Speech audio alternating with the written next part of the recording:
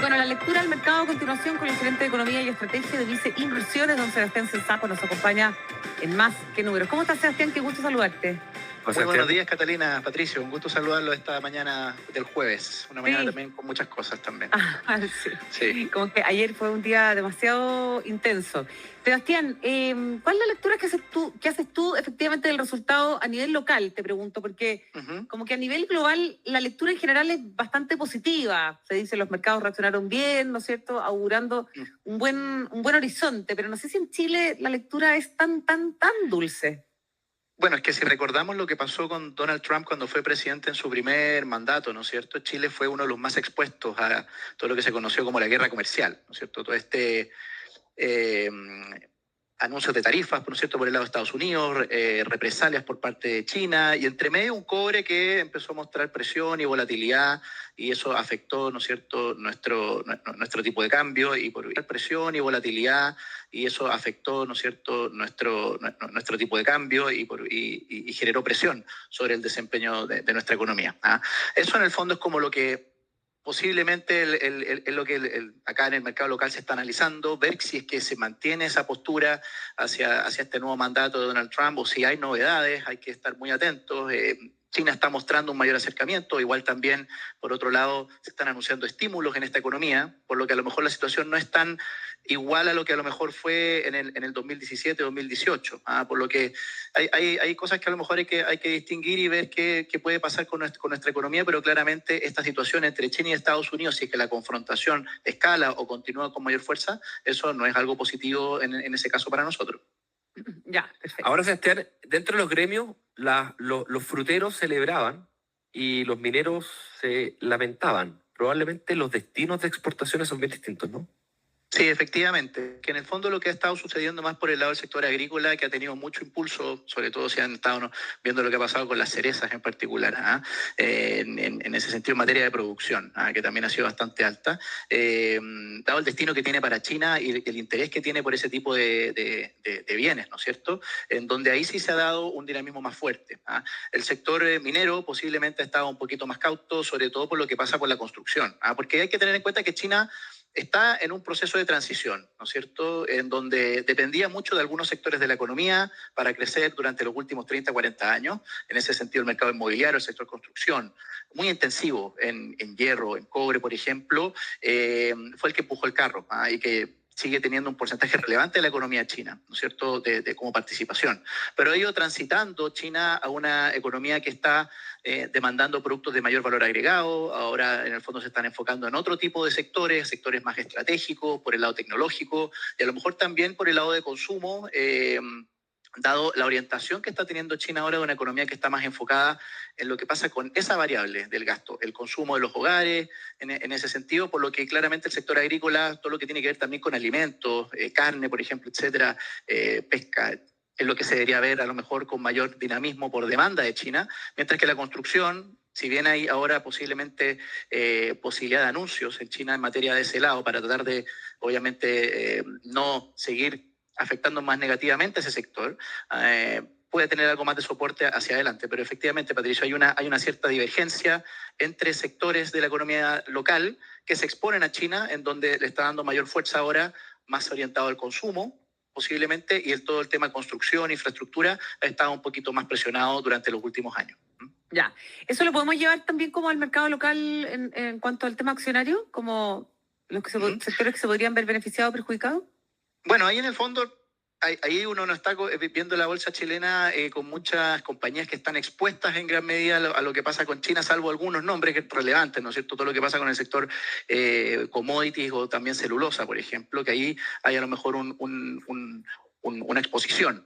Pero lo que ha empujado principalmente el carro en el IPSA últimamente ha sido más bien todo lo que está expuesto a demanda interna local, lo que ha sido más consumo. Acciones como Falabella, por ejemplo, son los nombres que han tenido mayor visibilidad de mejor desempeño en el año. Y eventualmente también los bancos, con la dinámica de ciclo económico local que estamos teniendo, de un consumo que está empezando a tener un poquito más de tracción, aunque igual nuestra recuperación está igual con signos de alerta, sobre todo con el dato de IMASEC que conocimos a comienzos de la semana, que fue 0% en septiembre de crecimiento, de desempeño anual. Pone ciertas notas de atención, pero en general lo que está más enfocado a economía doméstica es lo que ha tenido un poquito más de mejora en el transcurso de este año en términos de desempeño, y el sector commodities o minero ha estado un poquito más rezagado. A lo mejor si China tiene un poquito más de fortaleza, ese tipo de compañías puedan tener un poquito más de impulso hacia los próximos meses. Sebastián, con el triunfo de Trump. Se pegó Pato. Sebastián, te quería preguntar con el triunfo de Trump, bueno, siguiendo un poco en la línea de lo que estaba diciendo. Pato se cortó. A ver, dale nomás. Sí, te pregunto, Sebastián, si es que tú esperas una subida fuerte del tipo de cambio, porque eso puede hacer sufrir a los retailers. Sí, bueno, el tipo de cambio, Patricio, ya venía subiendo en octubre. Llegamos a 8,98, 97 a fines de septiembre, con todos estos anuncios que vinieron de China, la FED también que bajó tasa 50 puntos base, fueron un impulso bien fuerte para el peso chileno frente al dólar y que lo llevó bajo 900 hacia el cierre de septiembre, pero luego en octubre empezamos a tener un alza bien fuerte, y llegamos a 9,60 en algún momento, ¿no es cierto? 9,66, incluso ayer con la volatilidad de la elección presidencial en Estados Unidos llegó a 9,74, por lo que a lo mejor parte de el resultado electoral ya se venía incorporando en el peso. Posiblemente ya no deberíamos ver presiones adicionales de magnitudes parecidas hacia adelante por todo lo que venía sucediendo, sobre todo con el dólar. Posiblemente es la variable principal que reacciona más rápido a todo lo que está sucediendo en el contexto internacional en ese aspecto, por lo que en nuestra opinión acá en Visa Inversiones a lo mejor ya vimos gran parte del alza por el tema de Estados Unidos y lo que puede venir. Más bien ahora lo que importa a lo mejor para la conducción del dólar hacia adelante o del tipo de cambio local es lo que pueda pasar con China ahora de corto plazo, si es que vemos algún tipo de anuncio adicional en estímulo, que al parecer algo se está discutiendo ahora en esa economía en particular, y también lo que nos pueda decir la Reserva Federal hoy día, que creemos que lo más probable, lo que está incorporado posiblemente también en el mercado, es que venga un recorte de tasa en el rango de 25 puntos base hoy día jueves. Sí, te quería preguntar. ¿Pero crees que va a cambiar la trayectoria? Perdona, Cata. Creemos que todavía puede mantenerse la volatilidad alta del tipo de cambio y mantenerse a lo mejor en los niveles actuales, con una variación, pero en la medida que veamos estas novedades de China, a lo mejor que puedan apuntalar un poco más el commodity, como el cobre, por ejemplo, y una Reserva Federal que siga todavía adhiriendo al discurso de recorte de tasas, porque el contexto macro todavía es proclive a que podamos ver esos ajustes. Deberíamos ver un peso que a lo mejor puede ir retrocediendo y volver nuevamente, o sea, un tipo de cambio, perdón, que puede ir retrocediendo, y un peso que se vaya fortaleciendo frente al dólar, y así alcanzar algún nivel a lo mejor más cercano a los 930, posiblemente en promedio este trimestre, y apuntar a lo mejor en un contexto local que pueda ser más positivo el próximo año, si es que la demanda interna adquiere mayor tracción, por las bajas de tasas también acá, a lo mejor acercarnos más a los 900 el próximo año. Ya, pero no a Luca.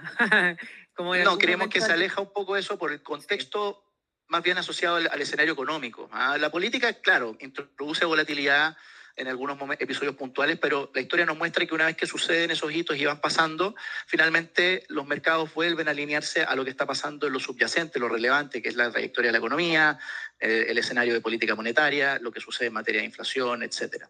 Sí. Te quería preguntar también, Sebastián, a propósito del tema de la política ambiental, porque ayer escuchaba a Gonzalo Muñoz, que fue champion de la COP25, creo, en el programa de Daniel Silva, acá en la radio, justamente, y él decía que en el periodo de Donald Trump hubo un avance muy importante en política ambiental, en materia de cuidado del medio ambiente en Estados Unidos, a pesar de que el discurso de Donald Trump es súper como disruptivo en ese sentido. Y eso, de cierta forma, también beneficia eventualmente a Chile por los metales, ¿no es cierto? Por el litio, la electromovilidad y el cobre también. ¿Qué se espera en ese sentido específicamente y cómo también puede, quizás, convertirse eso en una oportunidad para nuestro país? Bueno, sí, es algo como paradójico en ese sentido, como tú mencionas, Cata, lo que pasó, ¿no es cierto?, en esa materia. Y claro, basta ver con algunos nombres que tuvieron alza importante ayer, por ejemplo, el caso de Tesla, por ejemplo, suena paradójico en ese sentido. Igual hay sectores que a lo mejor, más bien en el tema energético, de producción, sí, a lo mejor pueden tener un escenario un poquito más adverso. Por ejemplo, ahora sí, el mensaje de Trump ha sido bien claro, bien vocal respecto del tema del petróleo, por ejemplo, o extracción petrolera. Entonces, ese tipo de compañías sí a lo mejor se pueden ver beneficiadas en esa parte.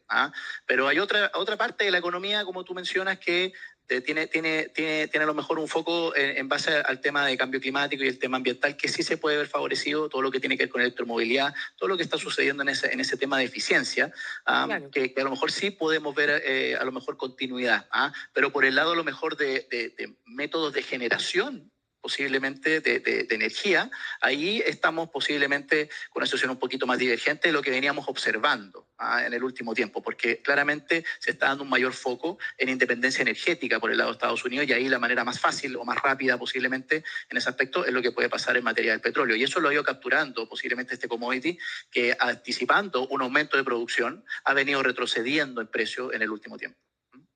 Sebastián, ¿tú entiendes por qué, a pesar del relato de Trump, subió la acción de Tesla el día de ayer? Bueno, en el fondo, principalmente por lo que sucede con China. O sea, todo el tema de vehículos chinos en ese sentido, y el mercado norteamericano, porque en ese aspecto, ahí a lo mejor, Pato, como tú mencionas, este tema de confrontación que puede venir en estos países, todo el tema de la electromovilidad, en donde China tiene empresas en ese aspecto de desarrollo de vehículos eléctricos, y claramente con un Trump presidente posiblemente eso se va a dificultar. Y Tesla, obviamente empresa doméstica en Estados Unidos, tiene esa ventaja. Por eso a lo mejor estamos viendo esa reacción de precio que se fue ayer, que fue bastante fuerte. A lo mejor ahí hay una señal del punto de vista de cómo se percibe esta relación entre China y Estados Unidos en algunos sectores. Lo que pasa con Tesla a lo mejor podría estar obedeciendo en parte a esa intención de que el mercado norteamericano siga a lo mejor con una participación de mercado relevante, este tipo de compañía versus los vehículos chinos, que ahí obviamente pueden tener una mayor dificultad por lo que hemos estado conversando. Sí. Estamos con Sebastián Sensaco, gerente de Economía y Estrategia de Visa Inversiones. Hoy día, más que números, te quería preguntar, Sebastián, respecto ya de la agenda local, directamente al calendario económico de nuestro país, que mañana nos trae el IPC, la inflación, que podría estar en torno al 0,6%. ¿Cuál es tu proyección efectivamente de este dato? Sí, bueno, coincidimos con esa proyección, Catalina. Nosotros en Visa Inversiones estamos trabajando con una alza de 0,6% en el IPC de octubre, en donde tenemos varios temas. Por el lado, a lo mejor menos malo, del punto de vista de esta variación mensual, es la contribución negativa que podría venir por el lado de vestuario, calzado y también a lo mejor equipamiento y mantención del hogar, porque recordemos que a comienzos de octubre tuvimos el Cyber, ¿no es cierto?, en donde se dieron ofertas importantes de precios a la baja en ese tipo de ítems. Entonces vamos a tener ahí un factor que a lo mejor hace que esta variación no sea tan alta, podría haber sido mayor en ese sentido. Pero por el lado que nos contribuye al alza en esta variación mensual es lo que sucede con electricidad. Casi 2/3 de ese 0,6% es el alza en las cuentas de la luz, que estamos anticipando que podría ser del orden del 15 y 17%, dado el sinceramiento que tenemos que tener en ese tipo de cuentas por lo que pasa con los insumos para la generación eléctrica, ¿no es cierto? Lo que ha pasado con el petróleo, lo que ha pasado con el dólar, el costo de mano de obra, que son esos tres elementos que en el fondo van para el cálculo del precio nudo y otros temas más asociados a la cuenta de la luz, finalmente. Entonces tenemos ese elemento que explica esta variación mensual que puede ser más alta. Alimentos también estaría contribuyendo, combustible relativamente plano, eso es lo que posiblemente estamos esperando para mañana, pero con eso hay una variación alta para el IPC de octubre, y eso en el fondo desde el punto de vista de decisiones de ahorro es relevante, porque si vemos en el fondo lo que está pasando para protegernos de ese IPC más alto, hay que buscar alternativas, y a lo mejor hoy día inversiones en UF son lo que posiblemente nos protege de mejor manera para enfrentar esta variación que puede ser más alta, y a lo mejor ahí el candidato más simple, más atractivo, es lo que pasa con la renta fija chilena, en donde un porcentaje relevante está en esa moneda. Y ahí no tenemos en el fondo que utilizar montos relevantes para poder acceder. Los fondos mutuos, por ejemplo, ofrecen alternativas muy, muy atractivas en ese sentido, o simples y fáciles para poder invertir, y así resguardarnos de este riesgo de una inflación que puede ser alta mañana. Ya, perfecto. Otra cosa que te quería preguntar a propósito de Estados Unidos es si que efectivamente, a propósito de lo que señala hoy día Sebastián Edwards en el diario El Mercurio, el economista académico de la UCLA, lo que podría ocurrir desde el punto de vista del atractivo para que las empresas norteamericanas vengan a invertir en Chile, en el sentido de tener más espíritu animal, como dice Sebastián, y que eventualmente pueda convertir a nuestro país en un foco atractivo para su inversión. Bueno, ese es un tema que posiblemente está un poquito ausente a lo mejor hoy día en la discusión país posiblemente, y eso a lo mejor es algo que echamos de menos, que podría a lo mejor ser relevante y muy importante, porque hay que tener en cuenta que la inversión en Chile ha estado muy rezagada en el último tiempo. De hecho, lo que estamos esperando nosotros para este año es una caída de la formación bruta de capital este año, 2024, y eventualmente esperar una recuperación el próximo año, pero por bases de comparación que son bastante malas en ese sentido.